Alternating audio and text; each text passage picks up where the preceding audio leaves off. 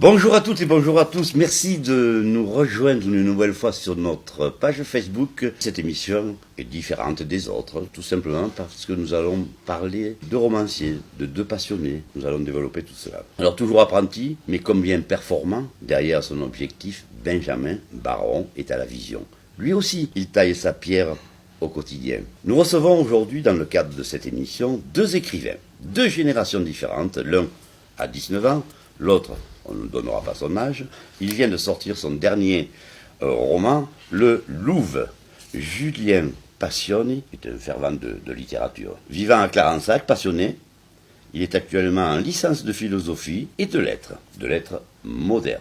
Tout à fait. Julien est l'auteur de 3 recueils de poèmes, de 2 contes philosophiques et d'un thriller. Le second, Jean-Michel Testard, a écrit un ouvrage sur sa passion, le tissage des tapis, et un livre qui s'intitule L'apprentissage. Jean-Michel Testard, le sage, il a choisi de tisser les mots, comme dans sa vie. C'est une galerie, ou plus précisément un musée, qui se situe au 6 boulevard Gambetta à Nîmes. Mais avant, je te livre ces quelques mots. Jean-Michel, et pour toi aussi, Julien. Apprentissage. Ce mot existe-t-il encore ? Pour ma part, j'ai toujours aimé ce mot, clé de la vie, apprentissage, qui commence par la lettre A, première lettre de l'alphabet, le début de tout. Apprentissage, mot difficile à prononcer. Il faut prendre son temps pour le dire, comme s'il fallait prendre son temps pour l'écrire, comme s'il fallait surmonter beaucoup d'obstacles pour parvenir à la fin de sa lecture. Apprentissage qui se termine par la lettre E, muet, comme si ce mot s'ouvrait vers l'avenir et allait nous accompagner toute notre vie. Soyez les bienvenus, Jean-Michel Testard. Merci. Et toi aussi, Julien. Merci. Alors écoutez, Jean-Michel Testard nous parler de son parcours est un réel bonheur. L'apprentissage, j'y reviens, comme il aime le rappeler. L'école n'était pas faite pour toi, Jean-Michel. Pas vraiment, c'est le moins qu'on puisse dire. Je n'ai jamais aimé l'école. Et pourtant, l'école que j'ai suivie auprès de Maître Hafiz a été merveilleuse, et plus le temps a passé, plus j'en ai apprécié les valeurs. Je ne veux pas m'étendre sur le mot apprentissage, ce mot étant la clé de tout, puisque derrière ce mot se cache la transmission sur le métier. Apprentissage, titre de mon ouvrage, pour dire que par le tissage, la mère a transmis sur le métier savoir-faire, faire le vêtement, la couverture, l'abri, et savoir dire, puisque l'enseignement des dessins qu'elle tissait permettait la communication. Et mon vieux maître de me dire ce jour-là, où il m'enseigne ce mot, maintenant quand tu diras tisser des liens, tu sauras pourquoi. Donc derrière apprentissage, tout est dit. Donc tu pars en Afghanistan à l'âge de 16 ans, c'est ça ? Pas tout à fait, oui, 15 ans et demi exactement. À la découverte du métier de tisseur. De tisserand, voilà, plus exactement, apprenti réparateur de tapis. D'accord. Cet apprentissage a duré 22 mois. 22 mois chez M. Hafiz, oui, mais il dure encore. Hein. Ouais, tisser, tapisser, relier ont toujours été le chemin d'une vie, comme tu le disais, dont les fils rapprochent les hommes et éloignent de l'ignorance.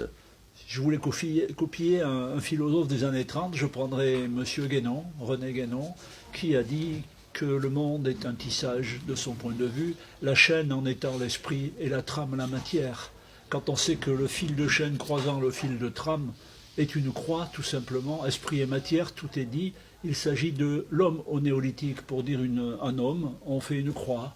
Et lorsqu'on rassemble les croix, bien on a fait un tissu social. On a rassemblé les hommes, tout bêtement. Qu'est-ce que tu en penses, Je suis plutôt d'accord, surtout que les tissages de tapis, dans mon premier roman, en fait, mon premier conte philosophique, justement, c'est un personnage qui est très méchant et qui part en Perse avec un persan qui est marchand de tapis et tisseur de tapis et qui apprend, du coup, donc ça se recoupe super. plutôt, qui va apprendre à un nouveau mode de vie et à devenir quelqu'un de bon et Donc et il n'y a d'honnête. pas de hasard à cette rencontre.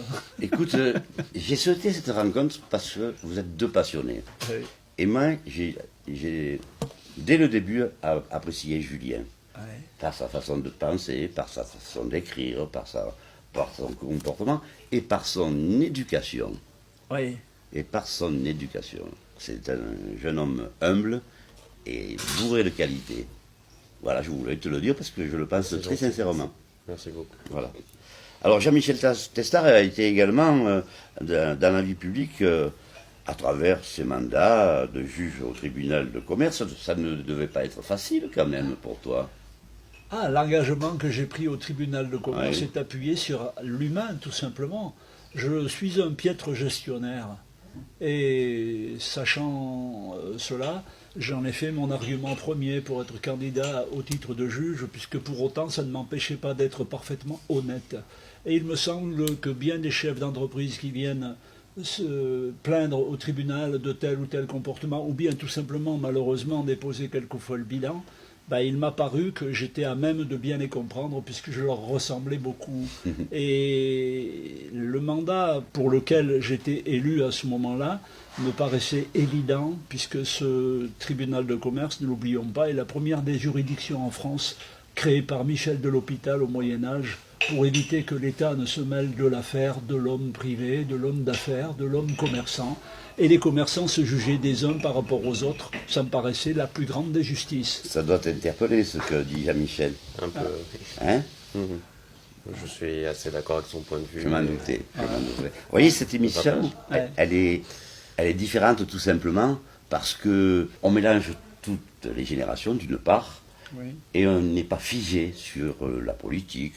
On traite également de la politique, mais on traite également de toutes sortes de personnes, de personnages. Moi, c'est l'être qui m'intéresse, un Bien petit sûr. peu comme toi. Bien sûr, préalablement à notre entretien de l'instant, je bavardais quelques minutes avec Julien, et une chose m'est apparue évidente, c'est qu'il a pris à 19 ans conscience de la notion de transmission, chose que personnellement je n'ai compris qu'à plus de 50 ans. Donc on se dit qu'aujourd'hui, décidément, tout va beaucoup plus vite. Peut-être que tu n'avais pas le temps de pouvoir y Non, réfléchir je à tout cela. n'avais pas la philosophie. capacité morale, mentale de comprendre tout ça. D'accord. C'est à la naissance de mon premier petit enfant que j'ai réalisé que c'était important de dire un jour. C'est bien, et tu as tout à fait raison, parce que c'est vrai que les enfants, les petits-enfants Oui. notamment, Oui. les petits-enfants, cela nous permet, nous, de nous remettre en question Absolument. et d'avoir une réflexion sur... et c'est vrai que l'on écrit plus facilement à ses petits-enfants, Eh oui. Eh pour ses petits-enfants, qu'à ses enfants. oui. C'est vrai. Alors nous étions peut-être trop jeunes. Je pense que c'est ça, oui. Mais c'est pour ça que j'ai trouvé la réflexion de Julien tout à l'heure formidablement intéressante. Parce qu'à 19 ans, se rendre compte que c'est déjà important de laisser une trace, c'est quand même incroyable. Bon, Jean-Michel, ce livre est né parce que Hafiz, Oui, Hafiz, oui. Hafiz, qui était un maître soufi, C'était un maître soufi, c'était disons que son vrai métier, c'était l'enseignement du soufisme. Il recevait des adeptes chez lui, mais comme il me le disait, ce métier ne nourrissait pas la famille. Donc il était le réparateur de celui qui était mon patron en France et qui m'a envoyé chez lui pour apprendre le métier.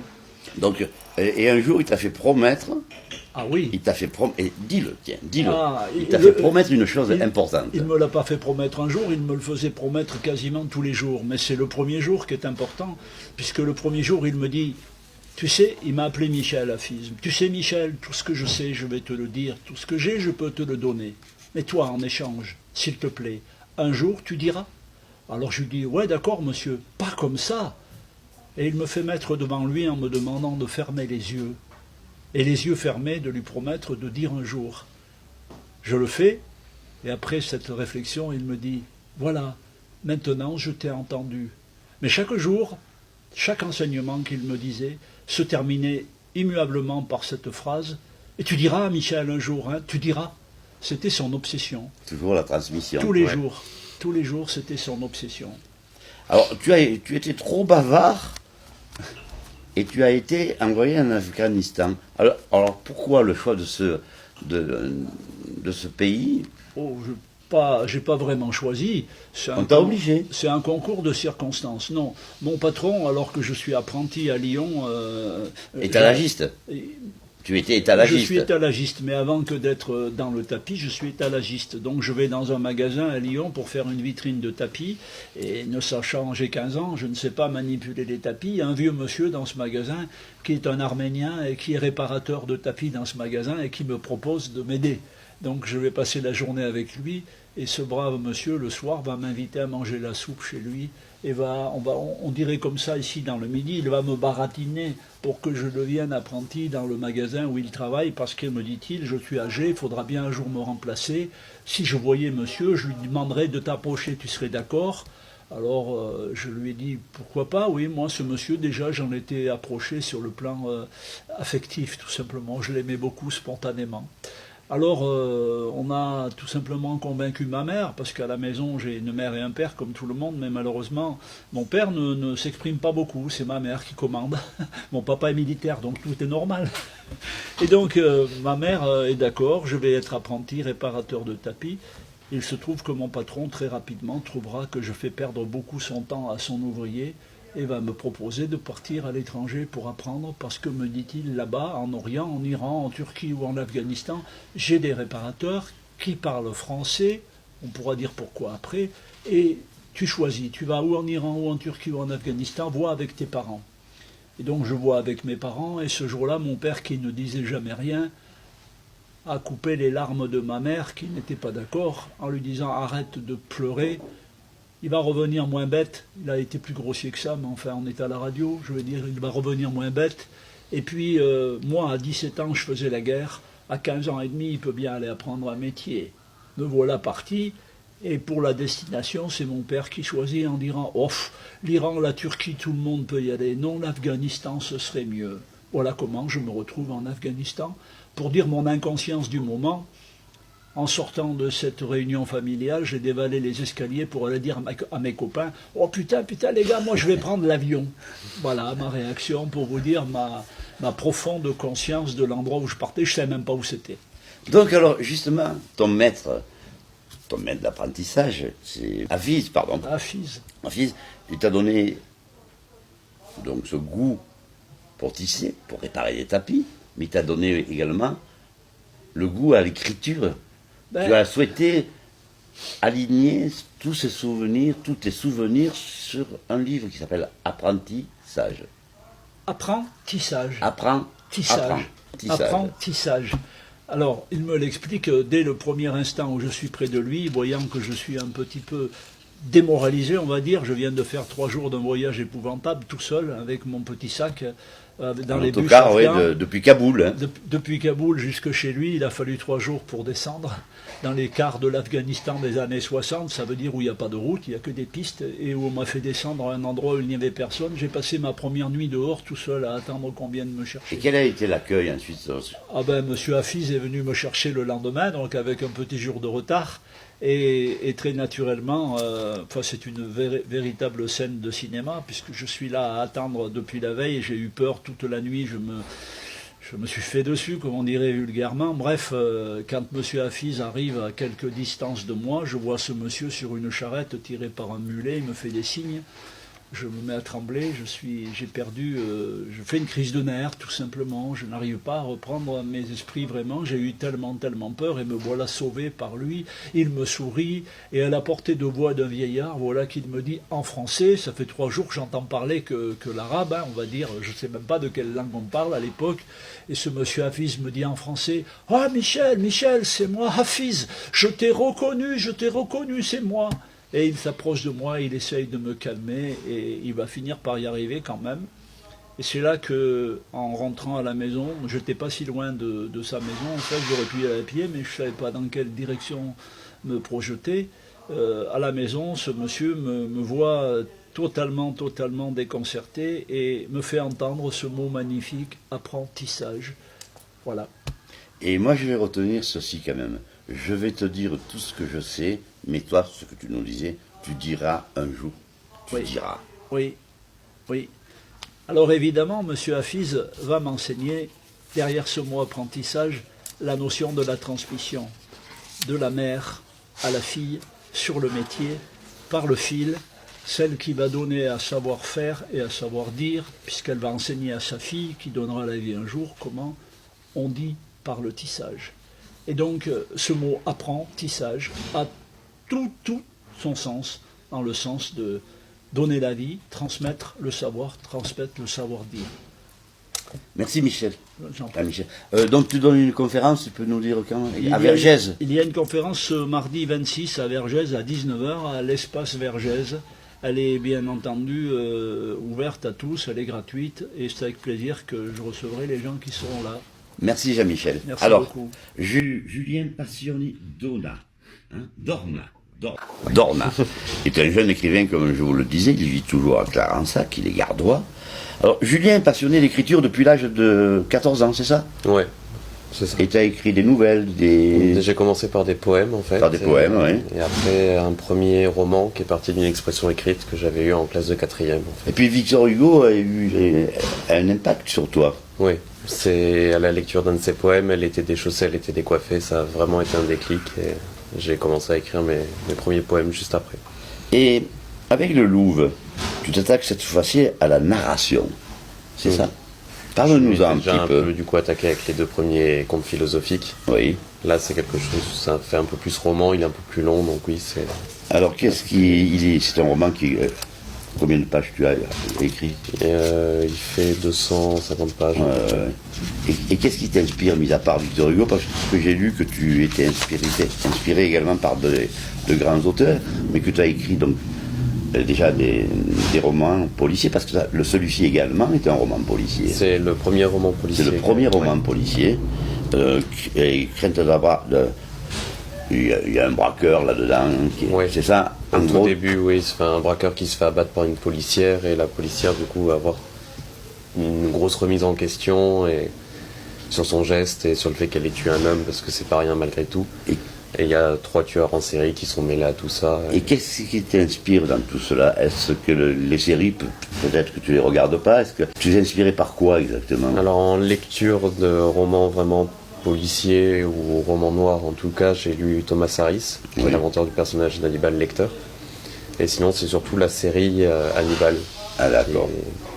Une très bonne série, je trouve, et c'est plus une série, pour le coup, qui m'inspirait au niveau du thriller. Dis-moi, la politique t'intéresse également? Beaucoup, oui. Tu t'es investi très récemment au Parti communiste? Oui, tout à fait. Tu avais peut-être un message à nous passer. Qu'est-ce que tu voulais nous dire quelque chose? Je voulais, juste passer un message au sujet d'un jeune lycéen à Nîmes qui s'appelle Daniel, qui est ukrainien et qui va, sous peu, sa famille a reçu l'ordre d'expulsion vers l'Ukraine, étant donné qu'ils n'ont pas encore de visa pour rester en France. Et il faut savoir qu'en Ukraine, c'est la guerre et que ce Daniel serait obligé d'être dans l'armée s'il va en Ukraine et donc risquerait très probablement de mourir. Il y a donc une pétition qui est en ligne. Donc alors, toi, tu essaies surtout de faire passer un message. La tolérance également. Oui. Donc il y a des choses qui vous réunissent avec Jean-Michel sur la tolérance. Et tu as déjà écrit contre l'islamisme. L'islamisme radical, oui. Oui. Du coup, donc, les extrémismes religieux, mais les extrémistes... Enfin, j'ai un souci avec les religions en termes généraux, même la religion catholique, quand on voit tous les soucis qu'il y a avec la pédophilie. Exactement. Et même le pape actuellement qui a refusé la démission de Barbarin. Ça, c'est une honte. On peut dire que c'est une honte. Voilà. Je vais camoufler certaines choses. Et la presse, j'ai pas entendu encore un journal télévisé ou une presse dire c'est honteux. Et c'est honteux. Voilà. On n'a pas le droit de toucher à un enfant. On est tout à fait d'accord, et c'est pour ça que même les religions en règle générale, je trouve ça très dogmatique. Donc je suis croyant, mais je dirais pas que j'ai une religion en particulier. Tu es croyant, donc tu penses qu'il y a un Dieu? Je pense qu'il y a quelque chose au-dessus, oui, mais pour autant je ne me retrouve pas dans les religions que je trouve trop dogmatiques et qui sont source de plus de conflits que de tolérance, justement. Donc tu rejettes la religion. Voilà. Tout simplement. Donc c'est important de le signaler. Parle-nous un petit peu de ton parcours donc, scolaire. Comment as-tu évolué parce que, comme je le précisais, depuis l'âge de 14 ans, tu aimes écrire, lire. Oui. Parle-nous un petit peu de ton parcours et ce que tu souhaites faire, bien sûr, dans la vie. Parce que tu souhaites vivre de ton art, de ton écriture. J'aimerais beaucoup, mais oui. En parallèle, tu choisirais quoi comme métier? Professeur, je pense, professeur à l'université, enseignant-chercheur du coup. Donc, c'est bien de tes études actuellement, c'est ce que tu fais. Donc là maintenant tu as 19 ans. Oui. Et tu es en quelle année de Alors je suis supérieure? Je fais 3 licences du coup, donc je suis en 2e année de lettres modernes et de philosophie et en 1re année de psychologie.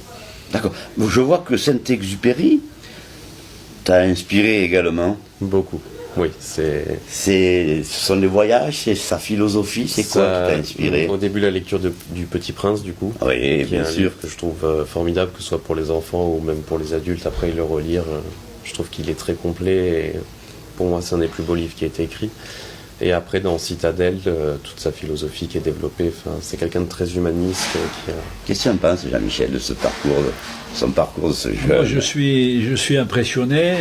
Pendant que tu posais des questions, je me suis permis de faire une dédicace à Julien sur mon petit bouquin. Ouais. Parce que ce qui me subjugue absolument, c'est la maturité de ce garçon, peut-être comparativement à mon immaturité à moi, parce que j'ai l'impression de sortir juste de l'adolescence il n'y a pas si longtemps finalement. Et c'est vraiment... je sais pas, c'est pas que je pense, c'est que je suis impressionné. La lecture est quelque chose que j'ai découvert sur le tard. Je lisais pas étant jeune. Et je ne sais pas toujours apprécier...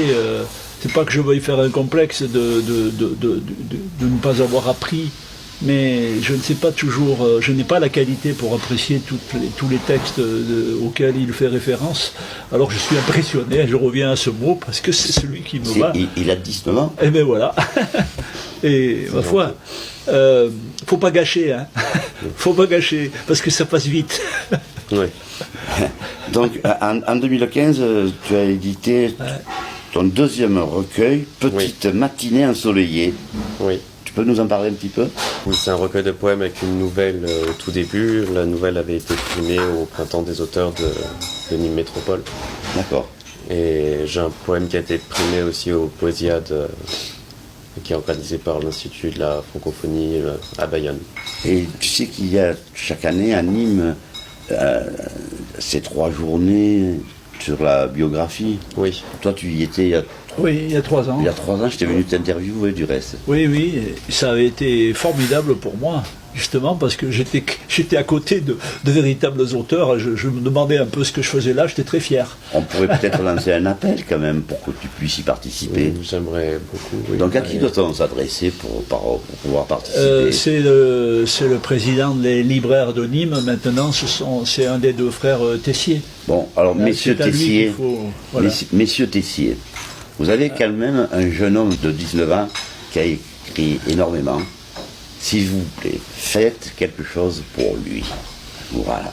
Alors, ton livre, comment fait-on pour tout simplement pour le lire, hein? Où peut-on le trouver? Alors, justement, il devrait être très bientôt livré à la librairie Tessier, à la librairie Goyard et à la librairie Diderot. Voilà. Alors, voilà. Messieurs, s'il vous plaît, vous avez un jeune qui a du talent. S'il vous plaît, que l'année prochaine, nous puissions aller le voir à ces 3 journées C'est le festival de la biographie. C'est le festival de la biographie. Et le titre, Le Louvre. Le Louvre. Pour quelle raison ce titre? C'est le nom d'un des tueurs en série, en fait, et qui se camoufle, qui envoie des mails et on ne sait jamais si c'est un homme ou une femme, en fait. D'accord. L'envie d'avoir... Donc on ne dévoilera pas encore, hein? Oui. Jean-Michel, où peut-on trouver ton ouvrage, toi? Moi, on ne le trouve pas. Il faut venir écouter ce que j'ai à raconter et on le trouve dans mes conférences. Dans ces conférences. Voilà. Donc on le trouve quand même dans les librairies, chez Tessier notamment, il y est aussi. Hein. Mais objectivement, je dois le dire, c'est pas un ouvrage d'écrivain. Tout à l'heure, je suis flatté quand tu me présentes comme un écrivain. Non, j'écris comme je parle et je me suis fait aider d'une amie qui m'a composé mon ouvrage parce que je m'étais contenté de faire des pages et des pages d'anecdotes, on va dire, dont on a ensemble pu construire une histoire. Mais au départ, c'est vrai que c'est que des paroles de mon maître que je transcris et les explications des symboles du tissage qui finalement intéresse beaucoup les gens lorsque nous en parlons, puisqu'il s'agit de transmission orale.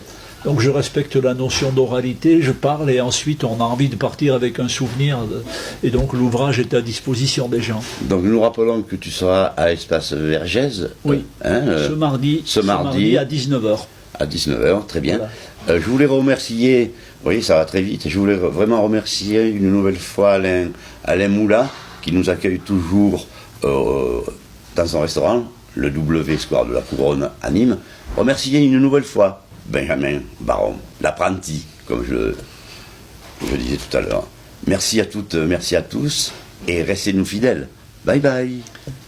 Au revoir, messieurs. Merci à toi.